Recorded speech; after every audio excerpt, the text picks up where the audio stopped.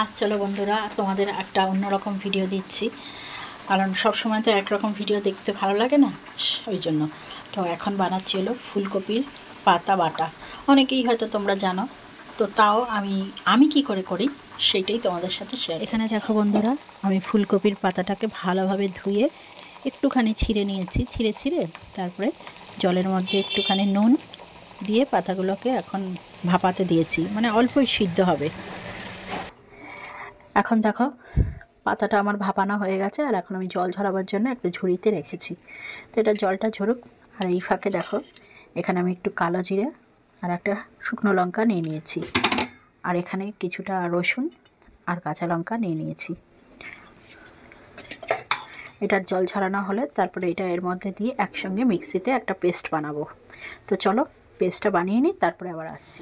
এখানে দেখো আমার কফি পাতা, রসুন আর কালো জিরে যে নিয়েছিলাম এটা বাটা হয়ে গেছে, আর এর মধ্যে একটুখানি নুনও মিশিয়ে নিয়েছি। যত নুন দিয়ে দিয়েছি কেন বলো তো, তাহলে পেস্টটা খুব স্মুথ হবে। আর এদিকে দেখো তেলও গরম হয়ে গেছে, দেখতেই পাচ্ছ। তো তেলের মধ্যে এখন ফোড়নটা দিয়ে দিই। এই যে প্রথমে দিলাম শুকনো লঙ্কা, তারপরে দিচ্ছি কালো জিরে। এবার চলো পেস্টটা আমি এর মধ্যে দিয়ে দিচ্ছি। এবার দিয়ে দিলাম একটু হলুদ। এবার ভালো করে এটা কষিয়ে নেব। এখন দেখো এটা আলগা হয়ে কড়াইয়ের থেকে ছেড়ে যাচ্ছে, তার মানে এটা ভাজা ভাজা হয়ে গেছে।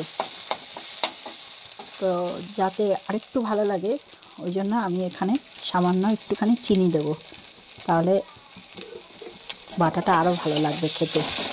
তোমরা অবশ্যই বাড়িতে এটা ট্রাই করো, আর ট্রাই করে বলবে হ্যাঁ কেমন হয়েছে খেতে। চলো এখন নামিয়ে নেবো, আবার হয়ে গেছে পাতা বাটা পুরো রেডি।